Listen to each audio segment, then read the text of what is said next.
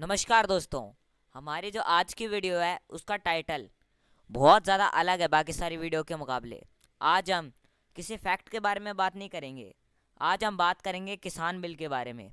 आखिर क्या है ये किसान बिल और क्यों इसके खिलाफ खुद किसान ही विरोध कर रहे हैं, और क्या है ऐसा इस बिल में कि किसान, पंजाब और हरियाणा के किसान और बहुत सारी और स्टेट्स के किसान इसके खिलाफ प्रोटेस्ट कर रहे हैं।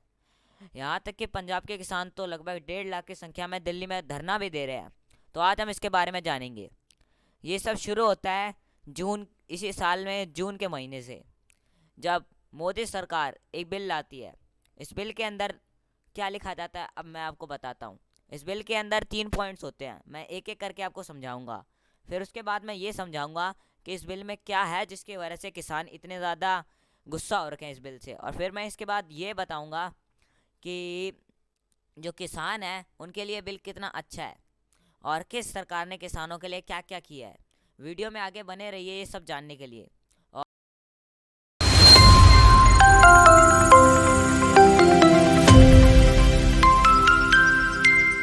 पार्ट्स को सुनने के लिए। तो शुरुआत करते हैं हम अपने पहले पार्ट से कि इस बिल के अंदर ऐसा है क्या। तो अगर हम इस बिल की बात करें तो इस बिल का जो पहला पॉइंट है उसके हिसाब से जो किसान है वो जमाखोरी कर सकता है और कोई भी व्यापारी भी जमाखोरी कर सकता है। इस बिल के हिसाब से अगर पहले क्या होता था कि 1955 से पहले जब हमारा देश आज़ाद हुआ था, तब जो बड़े बड़े व्यापारी थे वो चीज़ों की जमाखोरी कर लेते थे। जैसे कि कोई भी राशन का सामान मान लो आप, सरसों का तेल। अगर सरसों का तेल 120 रुपये किलो है और जो मेन डीलर है, जो शहर या गांव के अंदर वो सरसों का तेल पहुंचा रहा है, और अगर वो इसके जमाखोरी कर लेता है अपने गोदाम में, तो ऑब्वियस सी बात है कि वो जो 120 रुपये या 100 रुपये का तेल था वो 200 रुपये तक जा पहुंचेगा और फिर बाद में वो उसे बेच देगा। तो इससे उसका तो मुनाफा होता था, लेकिन गरीबों का तो नुकसान होता था। तो सरकार ने इसको जाना और 1955 में इस पर बैन लगा दिया कि अगर कोई भी व्यापारी पकड़ा जाता है ऐसे जमाखोरी करते हुए तो उसका लाइसेंस रद्द कर दिया जाएगा और उसे जेल भी होएगी और अच्छा खासा जुर्माना भी भरना पड़ेगा उसे। और जिस वजह से ये बिल लाया गया था। पर अब इस बिल के अंदर ये है कि जो सरकार ने अनुमति दे दी है किसी भी किसान को या व्यापारी को कि अब आप जमाखोरी कर सकते हैं, जितनी चाहे उतनी जमाखोरी कर सकते हैं। जैसे कि आप मान लो कि अभी प्याज की बात ले लो। अगर कोई इन प्याज के टाइम में अगर जब सस्ते थे तब किसी ने जमाखोरी कर ली और फिर बाद में अगर जब प्याज महंगे होंगे तब बेच दिया तो उसका तो फ़ायदा होगा, लेकिन हमारा तो नुकसान ही होगा। तो सरकार ने छूट दे दी है इस पे। और ये कब कब नहीं कर सकते हम, अगर कोई भी आपदा आ रखी हो। जैसे कि अभी तो कोरोना चल रहा है, कोरोना चलने के बाद अगर कोई भी आपदा आ रही हो, जैसे कि कोई सुनामी आ गई, भूकंप आ गई, या हमारे देश के किसी और देश के साथ अगर लड़ाई चल रही हो, तो हम जमाखोरी नहीं कर सकते। तो इस बिल से किसान खासा दुख हो रहे हैं, क्योंकि किसानों के पास खुद के रहने के लिए तो ज़मीन होती नहीं है इतनी ज़्यादा। वो इतना ज़्यादा जमा कैसे करेंगे। चलो मान लिया कि ले दे के कैसे भी उन लोगों ने जगह बना ली जमाखोरी करने के लिए, तो वो किसी व्यापारी से ज़्यादा थोड़ी जमा कर सकते हैं जिनके पास बड़े बड़े गोदाम हैं। उनसे ज़्यादा जमा थोड़ी कर सकते हैं, जिसकी वजह से किसानों में खासा गुस्सा है। दूसरे बिल की अगर हम बात करें तो दूसरे बिल के अंदर ये है कि मान लो कि कोई कंपनी है, कोई भी कंपनी, जैसे कि लेस। लेस के चिप्स किसी ने नहीं खाए होंगे, सब ने खाए हैं। लेस की जो कंपनी चिप्स बनाती है उसको आलू की ज़रूरत होती है। तो यहाँ अगर इंडिया में कोई फैक्ट्री खोलती है लेस की कंपनी और उसे आलू की ज़रूरत है, तो वो अपने इंजीनियर से पूछेगी कि कितने कितने एरिया में हमें खेती करवानी पड़ेगी कि हमारे जो आलू की ज़रूरतें हैं चिप्स बनाने के लिए वो पूरी हो जाए। क्योंकि उन्हें 1-2 किलो आलू थोड़े चाहिए होता है या 3-4 टन आलू चाहिए होता है। उन्हें तो हज़ारों टन, लाखों टन आलू चाहिए होता है अपने सामान बनाने के लिए। तो उनका जो इंजीनियर है वो बता देगा कि ये गांव फलाना गांव, ढिमकाना गांव और कोई भी गांव, इन सारे गांव के ज़मीन में अगर हम आलू उगाएं तो तो जो है हमारी ज़रूरतें पूरी हो जाएगी। तो हमारा देश तो आप जानते ही हो, हमारा देश कोई अमेरिका तो है नहीं जिसमें लोगों के पास बड़ी बड़ी ज़मीनें हो। हमारे देश में मुश्किल से लोगों के पास बीघा 2 बीघा ज़मीन होती है, जिस वजह से उन लोगों को खासी दिक्कत होती थी यहाँ से वहाँ, वहाँ से यहाँ किसानों को मनवाने के लिए। और ख़ासकर किसान तो कंपनी वालों की बात भी नहीं मानते थे। तो मोदी सरकार ने इस विधेयक के दूसरे बिल में कहा है कि जो किसान है, जो कंपनी वाले हैं, वो किसानों के साथ अब कॉन्ट्रैक्ट कर सकते हैं। जैसे कि इन सारे, मान लो कि 10-12 गांव के कंपनी वालों ने ज़मीन ले ली और उनको कहा कि तुम इसी जगह पर, लेस कंपनी ने कह दिया कि तुम इस जगह पे उगाओगे, सिर्फ और सिर्फ आलू उगाओगे, और उन सब ने आलू उगा दिया। अब इसमें फ़ायदे की बात क्या है कि आप सभी तो जानते ही होंगे कि जब कोई भी फसल, मान लेते हैं, हम लेते हैं गेहूं की फसल, जो गेहूं की फसल है वो जब कटने का टाइम होता है तो बहुत सस्ती हो जाती है और 16 रुपये किलो पहुंच जाती है, और जब कटने का टाइम नहीं होता तब 25 रुपये किलो होती है।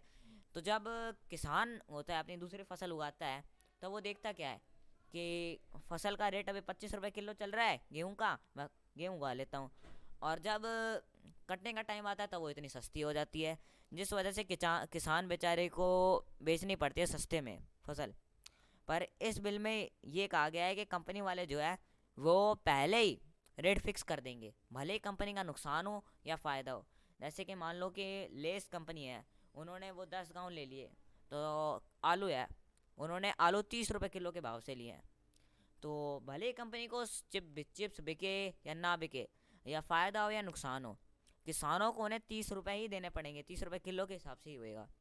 भले ही भले ही किसान अ, मंडी के हिसाब से ना चले, क्या पता वहाँ मंडी में भाव और गिर जाए, पर किसान अपना बेफिक्र होएगा इसकी वजह से, क्योंकि उसने कंपनी वालों के साथ कॉन्ट्रैक्ट करा रखा है। तो 30 रुपये किलो के भाव से वो आलू बेचेगा कंपनी वालों को। और यहाँ बाज़ार में मान लो कि आलू गिर के 20 रुपये आ गया, या 10 रुपये आ गया, या 15 रुपये आ गया, तो फिर भी किसान बेफिक्र है क्योंकि उसने कंपनी वालों के साथ कॉन्ट्रैक्ट करा रखा है। और मान लो कि इसमें एक बात ख़राब भी है कि मान लो कि जो आलू है उसका भाव उसने कंपनी वालों को पहले ही साफ साफ कर रखा है कंपनी वालों ने कि 30 रुपये है भाव, और मान लो कि जो आलू है वो आगे जाके और महंगे हो गए और भाव हो गया आलू का 50 रुपये किलो। मंडी में तो सारे किसान 50 रुपये किलो बेच रहे हैं, लेकिन जिस किसान ने कॉन्ट्रैक्ट करवा रखा है उस बेचारे को 30 रुपये किलो बेचना पड़ेगा। तो इसमें ये बात है। और सरकार ने इसमें मेरे हिसाब से एक बात गलत करी है, वो बात ये है कि मान लो कि कंपनी वाले थोड़े बहुत धोखेबाज निकले और उन्होंने कह दिया कि हम तुम्हें सामान के बदले पैसे नहीं देंगे, या फिर कह दिया, स्टार्टिंग में कह दिया कि हम 30 रुपये किलो आलू लेंगे, पर जब कटाई का टाइम आया तब कहा कि 20 रुपये लेना है तो 20 रुपये देना है तो दो, वरना भाड़ में जाओ, या कंपनी वालों लेने ही नहीं आए। तो ऐसे में क्या होगा? तो हमारे यहाँ राजस्थान, पंजाब और हरियाणा में तो मंडी कहते हैं, पर बिहार में बाजार समिति होती है। तो जो यहाँ की मंडी है, वहाँ पर वहाँ पर जो मंडी के हेड है, मंडी के जो अधिकारी है, वो इस बात का तय करेंगे। अब मुझे यही बात अच्छी नहीं लगी कि मंडी का अधिकारी किसानों के लिए क्यों लड़ेगा, क्योंकि उसे किसानों की बात सुन के पैसे नहीं मिलेंगे, लेकिन जो कंपनी वाले हैं वो तो उसे घूस खिला देंगे ना। तो इसमें ये सुधार होना चाहिए कि जो किसान है और जो गांव का सरपंच होता है उसको ये अधिकार दे देना चाहिए, क्योंकि अगर कंपनी वाले कुछ झोल झाल करेंगे तो वही मंडी का अधिकारी नहीं लड़ेगा किसानों के लिए, लेकिन सरपंच जरूर लड़ेगा, क्योंकि सरपंच को पता है कि अगर एक बार सरपंच ने किसानों की बात अभी नहीं मानी तो किसान, मतलब गांव में तो सब एक दूसरे को जानते ही है, फेस टू फेस पहचानते हैं। यहाँ शहर जैसी बात थोड़ी होती है कि तुम तुम कौन हो, तुम कौन हो। गांव में तो सब एक दूसरे को फेस टू फेस पहचानते हैं। तो वैसे ही गांव में सरपंच की वो बात याद रखेंगे कि सरपंच मेरे लिए लड़ा नहीं था, तो जब चुनाव का टाइम आएगा तब वो सरपंच को जीतने ही नहीं देंगे। ऐसे ही अगर हम तीसरे विधेयक की बात करें, तो तीसरे विधेयक में क्या है अभी मैं आपको बताता हूँ। तीसरे विधेयक में ये है कि सरकार के हिसाब से जो किसान है वो सिर्फ मंडी में ही सारा अनाज बेचते थे, मंडी में। लेकिन इस विधेयक में ये है कि सरकार ने छूट दे दी है कि हम पूरे देश में, यहाँ तक कि पूरी दुनिया में अपना अनाज, अपना गेहूँ, कुछ भी जो हमने बनाया है या वो बेच सकते हैं। अब इस बात पे मुझे थोड़ा अटपटा सा फील हो रहा है, क्योंकि अगर मैं आपको आंकड़े दिखाऊं तो 100% में से 94% यानी 94% जितना भी अनाज हमारे देश में बनता है वो सब इधर उधर ही बिक जाता है। जैसे कि कहीं किसी किराना वाली दुकान को दे दिया, कहीं किसी साहूकार को दे दिया, ऐसे करके 94%, 94% जो हमारे देश में अनाज उत्पादित होता है, प्रोड्यूस होता है, वो सब इधर उधर चला जाता है, बाकी का बचा हुआ सिर्फ 6% है ना, वो जाता है मंडियों में। तो सरकार पहले क्या देख रही थी, अभी सरकार को कैसे याद आया? अब इसमें सरकार क्या कह रही है कि इससे जो अड़त होते हैं उनकी छुट्टी हो जाएगी। अब अड़त क्या होते हैं ये सब तो आपको पता ही होगा, पर मैं फिर भी एक बार समझा देता हूँ। जैसे कि जब हम मंडी में जाते हैं और मान लो कि गेहूं की फसल लेके गए मंडी में, 20 रुपए किलो है, मतलब 20 रुपए किलो भाव चल रहा है, और कोई अड़त है, वो कह रहा है कि मैं तुम्हें 21 रुपये दूंगा, कोई कह रहा है मैं 22 रुपये दूंगा, कोई कह रहा है मैं 23 रुपये दूंगा, और कोई कह रहा है मैं 25 रुपये दूंगा। ऐसे ट्रेडर है सारे। तो किसान ने 25 रुपये वाले को अपने सारा अनाज बेच दिया, किसान का तो फ़ायदा हुआ है ना, कि उसने अड़द को बेच दिया सारा, वो भी बाकी सारे अड़द से ज़्यादा दाम में। तो एक तरह की बोली लगती है इसमें। लेकिन इस बिल में कह रहे हैं कि हम ये अड़द वाला सिस्टम ही हटा देंगे। लेकिन अब के समय क्या होता है कि जितने भी अड़द होते हैं उन सब ने आपस में बातें कर रखी होती है कि कोई भी दाम बढ़ाएगा नहीं, जिससे बेचारे किसान को अगर 20 रुपये किलो अनाज है तो 20 रुपये किलो ही बेचना पड़ता था, वो 25 रुपये से नहीं मिलता था। तो सरकार कह रही है कि जो अड़द वाला ये सिस्टम है इसकी छुट्टी कर देंगे हम। अब मैं सरकार के कुछ, अब मैंने आपको तीनों विधेयक बता दिए, अब मैं कुछ सरकार के इसमें पॉजिटिव पॉइंट्स बताता हूँ कि इसमें सरकार ने क्या क्या अच्छा किया है, और फिर मैं बताऊँगा कि सरकार ने क्या क्या बुरा किया है, और अंत में मैं ये बताऊँगा कि सरकार को इसमें क्या क्या सुधार करना चाहिए और क्या क्या होना चाहिए, और मैं कुछ आंकड़े भी दिखाऊंगा आपको। तो अगर हम तीसरे विधेयक की बात करें, तो जो सरकार है, मोदी सरकार, उसने, आप ये सब तो जानते होंगे, जो महाराष्ट्र है वो सारा का सारा इंडस्ट्रियल एरिया, यानी कि वहाँ सिर्फ फैक्ट्रियाँ ही फैक्ट्रियाँ भरी पड़ी है, जिसकी वजह से वो इतना अमीर है। उत्तर प्रदेश और बिहार, वहाँ से बहुत सारी ट्रेनें शुरू करी गई है। इन ट्रेनों में खास बात यह है कि इन सारी ट्रेनों के अंदर एसी लगे होंगे, जिसकी वजह से जो उत्तर प्रदेश और बिहार के किसान हैं वो इन ट्रेनों में अपना जो फसल है, जैसे कि फसल या फल या सब्जियां, वो इन ट्रेनों के अंदर लोड कर पाएंगे। और और इन ट्रेनों के अंदर ऐसी व्यवस्था की गई है कि जो फल सब्जियां हैं वो ख़राब नहीं होगी, और ये सीधा जो महाराष्ट्र है ऐसे इलाकों में जाएंगे, शहरी इलाकों में जाएंगे, जैसे कि दिल्ली, ट्रेनों के थ्रू। क्योंकि वहाँ शहरी इलाकों में तो सब्जियाँ फल महंगे ही होते हैं, तो किसानों को बहुत ज़्यादा अच्छी कीमत मिल जाएगी। जैसे कि मान लो कि टमाटर 30 रुपये किलो है, सर, और किसान, मतलब टमाटर 20 रुपये किलो है, और किसान ने उन ट्रेनों में लोड करवा के दिल्ली भेज दिए, और वहाँ किसानों ने बेचे 50 रुपये किलो। तो किसानों को कितना फ़ायदा हुआ? 1 किलो टमाटर में 30 रुपये का फ़ायदा हुआ। ऐसा मोदी सरकार कह रही है, मैं नहीं कह रहा हूँ।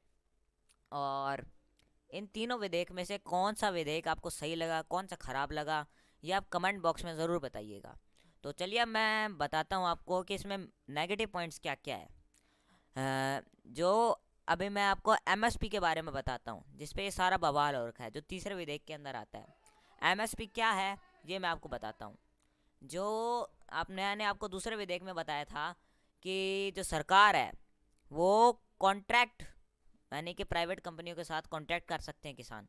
उसमें क्या बताया था कि मान लो 25 रुपये किलो आलू है, तो अगर मंडी में 10 रुपये किलो आलू हो गए तो भी कंपनी वाले 25 में खरीदेंगे, और मंडी में 50 रुपये किलो आलू हो गए तो किसान चोरी चोरी मंडी में बेच नहीं सकता है, किसान को, कंपनी वालों को 25 रुपये किलो ही बेचना पड़ेगा। लेकिन ये एमएसपी क्या है? ये सरकार की एक संस्थान है जिसमें सरकार अपने बड़े बड़े गोदाम बना के रखती है। अब इन गोदामों में क्या होता है कि सरकार, मान लो कि 20 रुपये किलो अनाज है, तो सरकार अपना डिसाइड करके एक रेट निकालती है, जो कि हमेशा सही होता है।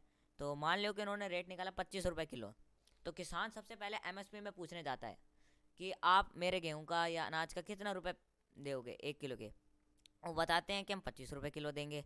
अब किसान मंडी में जाता है पूछने उन साहूकारों से, तो मंडी वाले बोल देते हैं 10 रुपये किलो है, 15 रुपये किलो है। तो किसान देखता है कि ये तो 10 रुपये 15 रुपये दे रहे हैं, तो जो सरकारी संस्थान है उनको 25 रुपये किलो में किसान दे देता है। अब सरकार जो है वो, आप सभी को तो पता ही होगा कि ये जो अनाज है इन सबको हमारे राशन कार्ड के से हमें 2-2 रुपये किलो अनाज देती है, जिससे सरकार को बहुत ही ज़्यादा घाटा लगता है। और अगर मैं आपकी, और इस पर सरकार की एक संस्था है उसने बयान भी दे रखा है कि इससे हमारी जो इकोनॉमी है, अर्थव्यवस्था है, वो चौपट हो रही है। तो किसानों को इस बात का डर सता रहा है कि जो सरकार है वो प्राइवेट कंपनियों को घुसाकर कॉन्ट्रैक्ट फार्मिंग के थ्रू और खुद अपना पल्ला झाड़ के पीछे निकल रही है, जिसकी वजह से किसानों ने ये आंदोलन करा है। जैसे कि आप मान लो कि सरकार ने कहा है कि हम 2500 रुपये किलो लेंगे, वो कोई भी बहाना मार सकते हैं कि हमारे पास जगह नहीं है या हमारे पास इतनी आधुनिक टेक्नोलॉजी नहीं है कि हम तुम्हारा सामान रखें, जिसकी वजह से किसानों को ये लग रहा है कि किसान सरकार इससे पल्ला झाड़ के निकल रही है और प्राइवेट कंपनियों को घुसा रही है, जिसकी वजह से किसानों ने ये आंदोलन करा है और यही इस आंदोलन की मेन वजह है। ठीक है। और अब मैं आपको एक बात बताता हूँ। जो एमएसपी है उसमें सिर्फ और सिर्फ बाकी का बचा हुआ 6% ही सामान क्यों बिकता है। जो 94% अनाज उगता है हमारे देश में, वो साहूकार, छोटे छोटे बड़े बड़े दुकानदार, इन सबके पास कैसे पहुंच जाता है और 6% ही क्यों बिकता है। तो अब मैं आपको बताता हूँ। मान लो कि किसानों ने उगाई है 25 रुपये किलो, मतलब 20 रुपये के 25 रुपये किलो का भाव चल रहा है मंडी में गेहूं का, और किसान ने फसल उगा दी। अब वो एमएसपी के पास जाता है। वो क्या कहता है कि तुम्हारा दाम कितना है, तो बता देते हमारा 25 रुपये किलो है।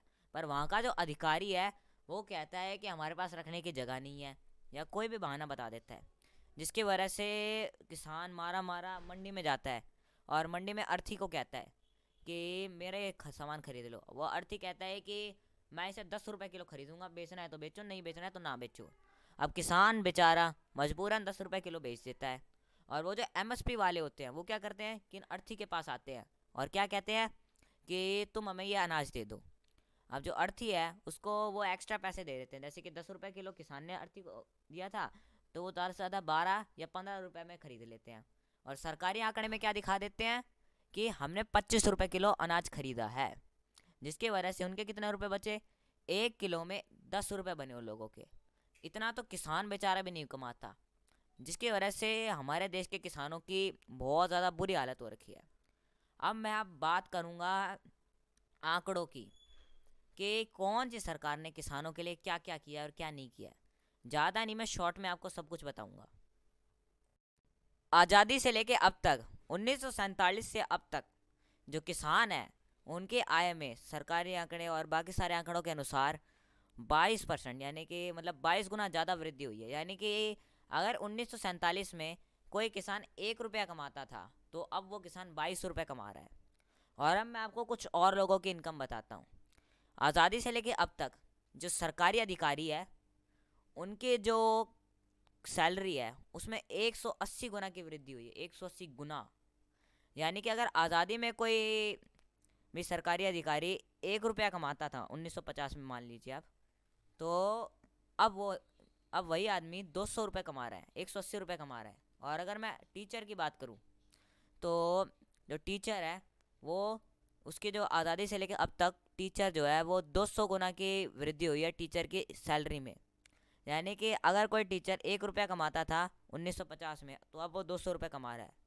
और अगर हम इसी को 22 गुना पे ले आए, तो जिन टीचरों की सैलरी लाखों में होती है ना, उनकी सैलरी 9-10 हज़ार पे आ जाएगी, जिसके वजह से जो हर एक टीचर है कॉलेज में, स्कूल में, फांसी पे लटका हुआ मिलेगा, जैसे कि अभी के किसान मिलते हैं। तो इससे आपको पता चल गया होगा कि किसान फांसी पे क्यों लटके हुए मिलते हैं आए दिन। और इससे आपको ये भी पता चल गया होगा कि कौन सी सरकार ने क्या क्या किया है किसानों के लिए। अब मैं अपना ओपिनियन रखता हूँ, मेरे पर्सनली मैं बताता हूँ कि क्या क्या होना चाहिए और क्या क्या नहीं होना चाहिए। सबसे पहले तो आपको ये पता ही होगा कि एक चीज़ की एमआरपी होती है। जैसे कि मान लो कि मेरे पास कोई फ़ोन है, वो फ़ोन 11,000 रुपये का है और उसके डब्बे पे उसकी प्राइस लिखी है 11,000 रुपये। तो पूरे देश में कोई भी बंदा मेरे को वो 12,000 का नहीं बेच सकता, कोई भी आदमी मेरे को 12,000 का नहीं बेच सकता। और अगर मुझे बेचता वो पकड़ा गया तो उसे वो तुरंत जेल हो जाएगी। तो सरकार को पहला कदम ये उठाना चाहिए कि जो सरकार है वो इसको एमआरपी कर दे हर चीज़ की। जैसे कि जो किसान है उनका जो गेहूँ है उस पर एमआरपी लगा दे, जैसे कि मैक्सिमम रिटेलिंग प्राइस लगा दे कि 25 रुपये है, तो 25 रुपये से कम का कोई खरीदेगा नहीं। अगर 25 रुपये से कम का किसी ने खरीदा तो उसको तुरंत जेल हो जाएगी। अगर ऐसा करेंगे तो किसानों की भी आय बढ़ेगी और हमारा देश भी आगे बढ़ेगा, क्योंकि हमारे देश में 100 में से लगभग 60%, यानी कि हर 10 में से 6 लोग किसान ही होते हैं। क्योंकि अगर हमारे देश को आगे बढ़ाना है तो किसानों को आगे बढ़ना ज़रूरी है। अब अगली चीज़ क्या होनी चाहिए, ये रिमोट सेंसिंग सैटेलाइट्स होती है। उन सैटेलाइट्स का काम क्या होता है अब मैं आपको बताता हूँ। वो जो सैटेलाइट्स है ना, वो स्पेस से देखे देखे धरती पे बता देती है कि ज़मीन के अंदर क्या खजाना है, कोई हीरे मोती है या कुछ भी है या कुछ नहीं है। तो सरकार को वैसे बहुत सारी सैटेलाइट आसमान में भेजनी चाहिए। उन सैटेलाइट से क्या होएगा, अब मैं आपको बताता हूँ। वो जो सैटेलाइट है वो इतनी कैपेबल होती है कि वो बता देती है कि कौन सी ज़मीन पे कौन सी फसल ज़्यादा उगेगी। जैसे कि इस ज़मीन पे मान लो चावल की फसल ज़्यादा अच्छी उगेगी, इस ज़मीन पे मक्के की फसल ज़्यादा अच्छी उगेगी, इस ज़मीन पे गेहूं की फसल ज़्यादा अच्छी उगेगी। और सरकार को एक ऐप बना देना चाहिए जिसकी वजह से जो किसान है वो उस ऐप को चलाए। और उस ऐप को जितना हो सके उतना ज़्यादा सिंपल बनाना चाहिए, आसान बनाना चाहिए, ताकि अनपढ़ लोग भी उसे समझ पाएँ। वो ऐप जो है वो बता देना चाहिए कि जिस भी गांव में किसान रहते हैं उस गांव पे कब बारिश होने वाली है, क्योंकि वो सैटेलाइट मौसम मौसम देख के मौसम से पहले ही बता देती है कि कब बारिश होने वाली है कब नहीं होगी, जिसकी वजह से किसान को अंदाज़ा लग जाए कि उसे कौन सी फसल उगानी है कौन सी नहीं उगानी है। और सरकार को उस ऐप में हमेशा ना एक डाटा रखना चाहिए। जैसे कि आपने देखा ही होगा कि पिछले 2-3 सालों से इन महीनों में हमेशा जो शहरी इलाके हैं उनमें प्याज के दाम बहुत ही ज़्यादा बढ़ जाते हैं, 100-150 रुपये किलो प्याज हो जाते हैं। ऐसा क्यों होता है, मैं बताता हूँ आपको। मान लो कि कोई भी किसान है, चंगू मंगू अंगू, वो जो किसान है उन तीनों ने पहले साल तो प्याज की फसल उगाई तीनों ने। तो फिर प्याज का दाम बहुत ज़्यादा गिर गया, 10 रुपये किलो प्याज हो गया क्योंकि तीनों ने उगाई। अब फिर बाद में क्या होता है कि दो किसानों को लगा कि पिछले साल हमारा बहुत घाटा हुआ था, हमने प्याज की फसल उगाई थी, इस साल हम कोई और फसल उगाते हैं। लेकिन तीसरे किसान ने प्याज की फसल उगाई, इससे क्या होगा, प्याज की कमी पड़ जाएगी, जिसकी वजह से प्याज का दाम बढ़ जाएगा। अब सरकार को क्या करना चाहिए कि आंकड़े जारी करते रहना चाहिए कि इस ज़मीन पे ये ज़्यादा अच्छा उगेगा, इस ज़मीन पे ये ज़्यादा अच्छा उगेगा। मान लो कि महाराष्ट्र में 2020 में उग रहे हैं चावल, तो यूपी वालों को कह देना चाहिए कि अब तुम चावल ना उगाओ, अब तुम कोई भी दूसरी फसल उगा लो जैसे कि प्याज व्याज, लेकिन चावल ना उगाओ, वरना चावल ज़्यादा हो जाएंगे, फिर उनका प्राइस कम हो जाएगा। इससे क्या होगा कि सारी चीज़ों का जो दाम है वो एक साथ बना रहेगा और किसानों का भी फ़ायदा होएगा, ना ज़्यादा कीमत ऊपर जाएगी और ना ही ज़्यादा कीमत नीचे जाएगी। और जो किसान है उनका भी फ़ायदा होएगा। जो ये जो ऐप है इनसे किसानों की आय में वृद्धि होएगी, उनकी जो इनकम है वो ज़्यादा बढ़ेगी, जिससे उनका जो लेवल है वो हाई होगा, इकोनॉमिक लेवल। और मैंने आपको बताया कि इस देश में 10 में से 6 लोग किसान होते हैं, यानी कि आधी से भी ज़्यादा आबादी गरीबी से ऊपर उभरेगी और हमारा देश आगे बढ़ेगा। और कमेंट बॉक्स में ज़रूर बताइएगा कि आपको मेरे ख्याल कैसे लगे हैं। हमारे देश की सरकार तक पहुंचाने का काम अब आपका है। मैंने तो बता दिया कि हमें क्या क्या करना चाहिए और क्या नहीं करना है, अब शेयर करने का काम आपका है। इसको जहाँ हो सके वहाँ शेयर कर दीजिए, ताकि जो हमारी सरकार है जिसके कान बंद पड़े हैं उसको ये सारी चीज़ें सुनाई दे और हमारे देश के किसान का भला हो। जय हिंद।